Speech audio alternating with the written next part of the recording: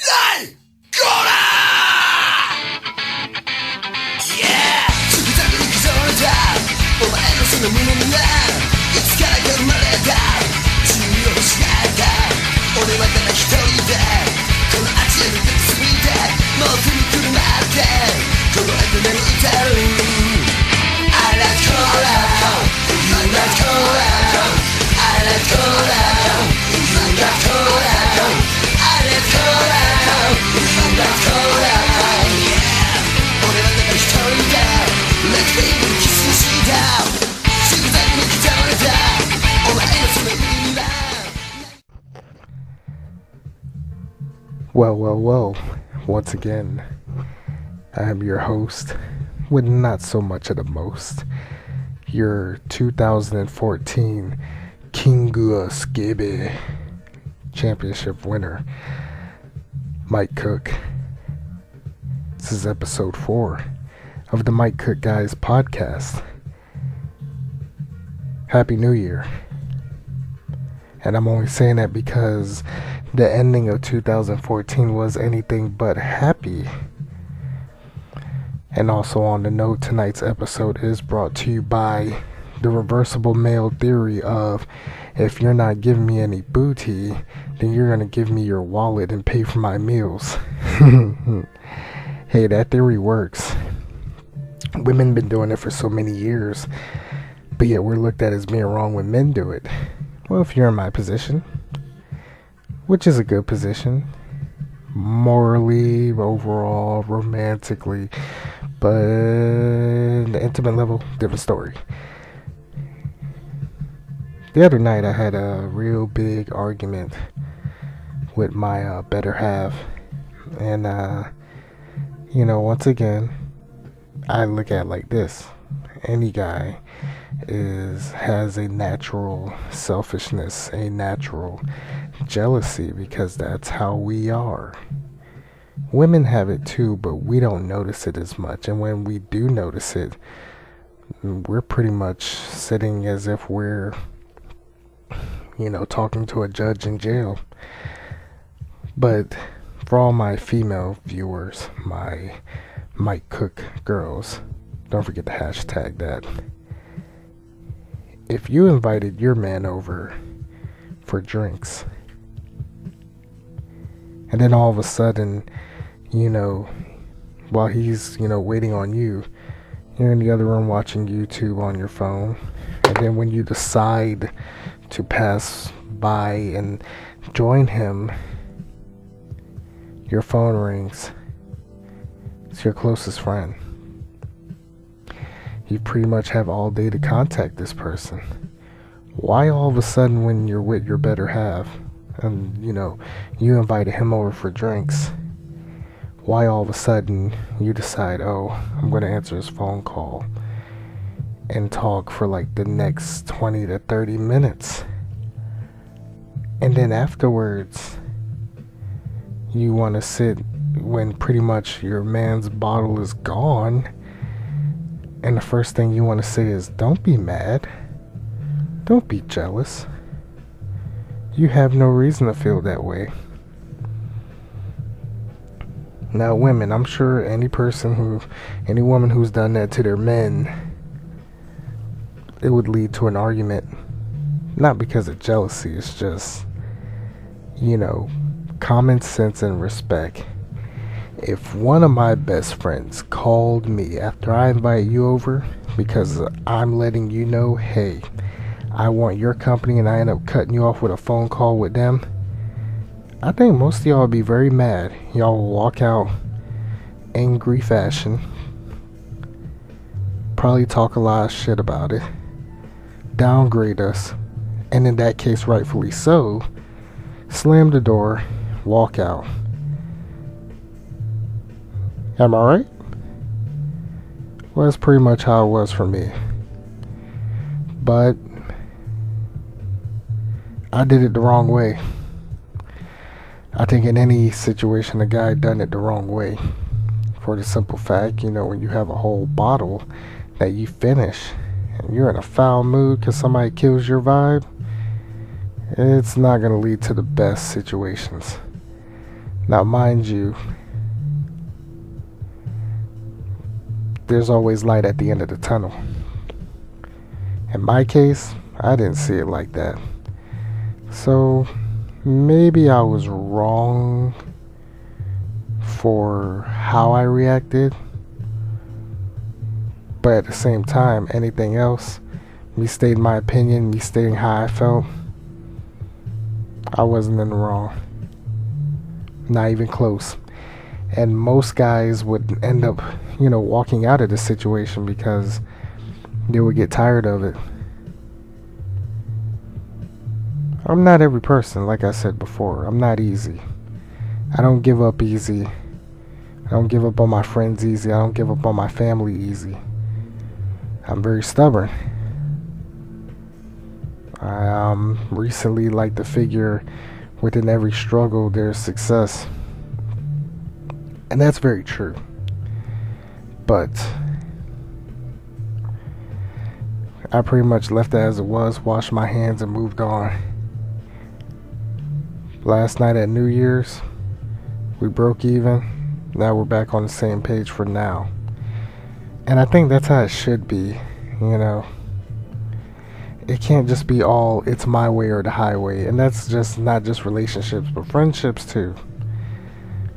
And that's one thing that sucked about New Year's.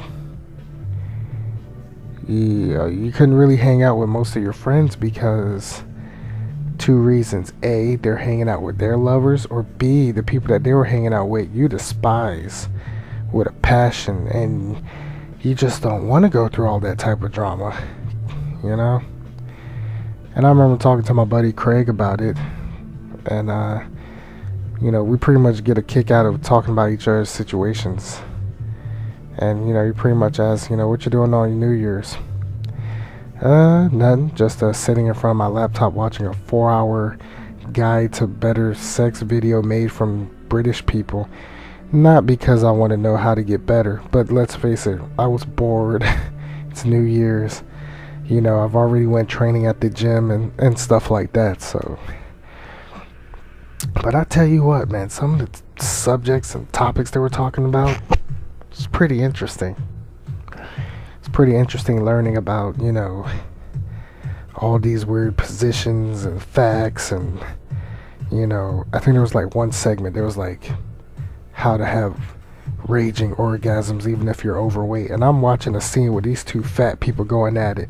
And I tell you what, nobody can't say anything about me being a big guy after seeing that clip. Because I tell you what, imagine about two sumo wrestlers trying to get it on.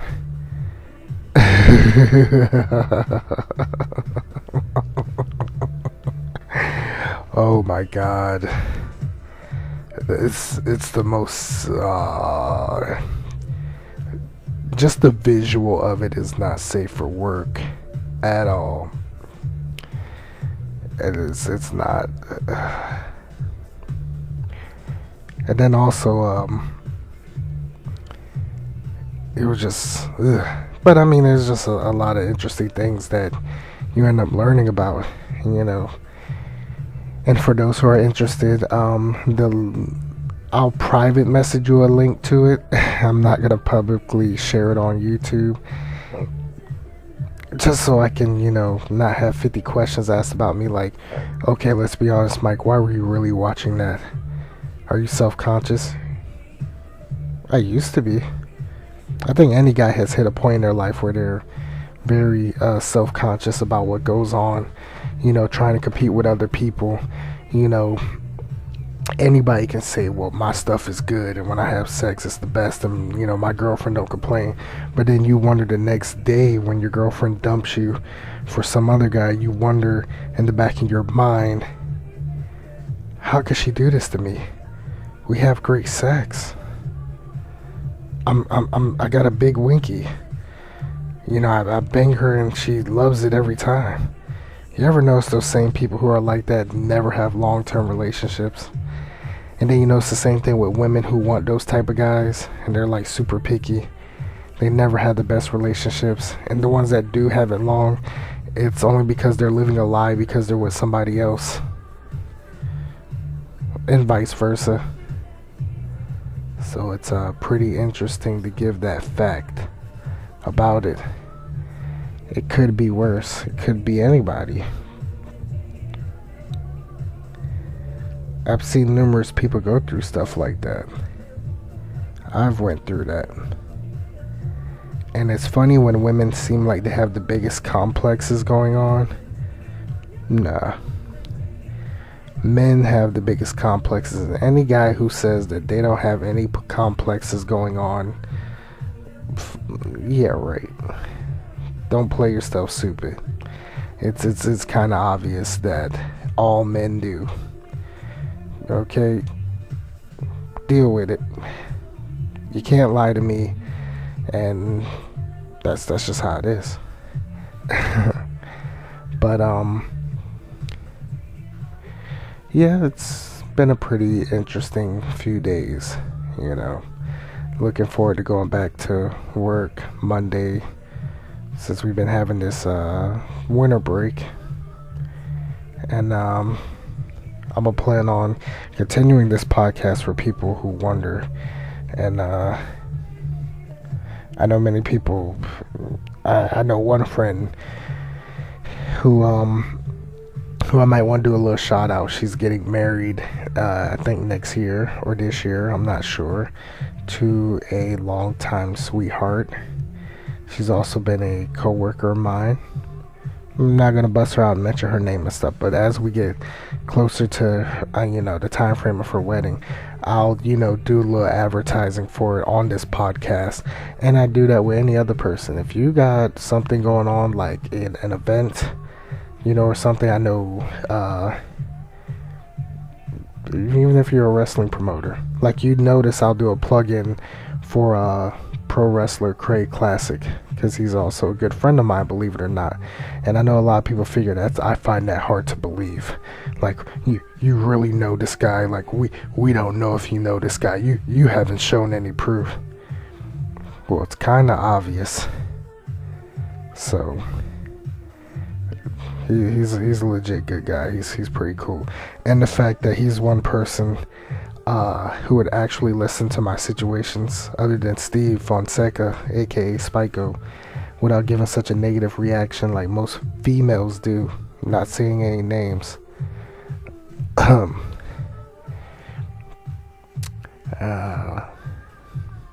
What's something random I can mention about? Another friend of mine on Facebook, he mentioned, why don't I mention, my love for Japanese pro wrestling and stuff like that.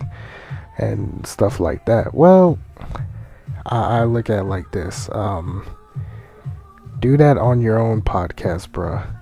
I might mention something every now and then, but I'm not going to do just a podcast mentioning my point of views on it, because I like contradiction based on my life, not my interests. Because not everybody's a big fan of Japanese wrestling. We still have tons of people who are still sucked into the John Cena era of pro wrestling. And it's very sickening. I am very ready for the next era's attitude era, or even, something that where someone will pull off something groundbreaking, like and I'm not going to say something like Hulk Hogan when he formed the NWO, which I'm sure to many people, if you're a long-time wrestling fan, a lot of people took that personally. Hulk Hogan turning bad guy, the guy who usually tells us say your prayers and eat your vitamins, but let's be honest, anyone who says their prayers and eat their vitamins does not end up being ripped like Hulk Hogan. Okay, yeah, you gotta say your prayers, you gotta eat your vitamins, but then you also gotta do a thing called antibiotic steroids and get your ass in the gym on a regular basis. Of course, they're not gonna tell you that part, though, 'cause we're not gonna advertise that. I mean, we'll see that same thing years later with John Cena, a guy who is still 250 pounds of ripped muscle and has not lost his physique in the past 10 years. And you're not telling me that he's not on steroids? But yet, most companies want to wash out people like Chris Benoit just because he was on steroids and he did what he did.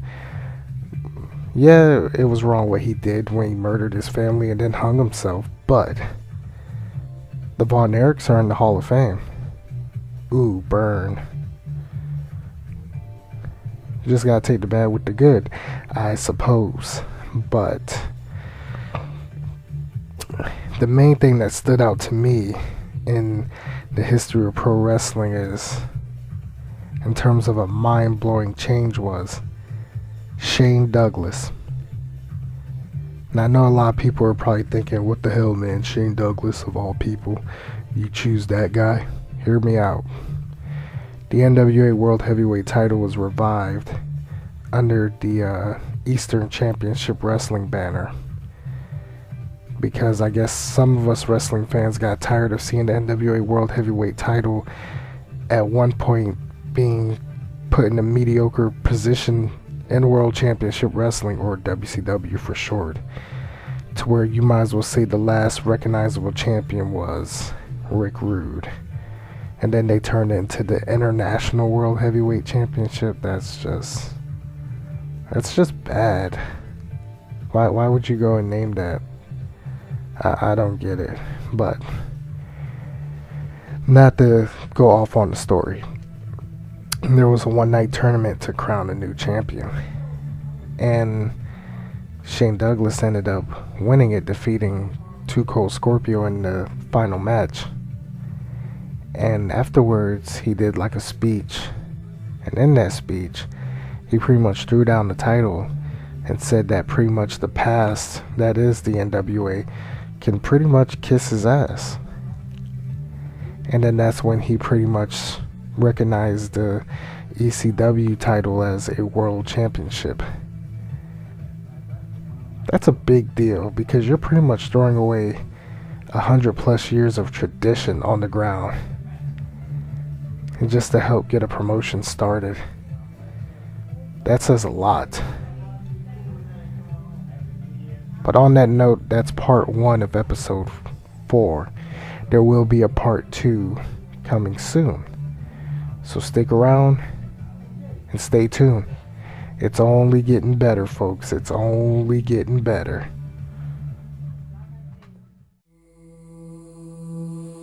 God damn it! Come on! Come here!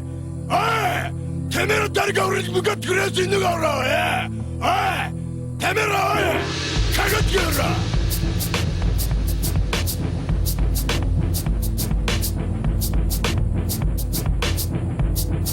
It's as marka, kika saranai mama. It's all kamo, kika saranai mama.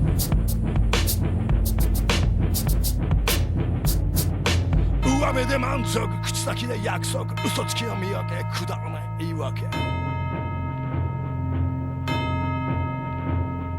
Akushu shinagara sugu shitaを出す。アコギな野郎は人を見下す。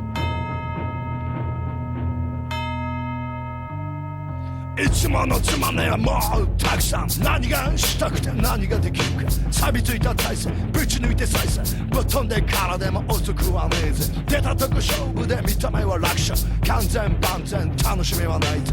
俺はやるぜこのまま行くぜ。戦う宣言で手にした経験。やれるだけいけるだけ。Come here!リアルな表現で手なずけで権限。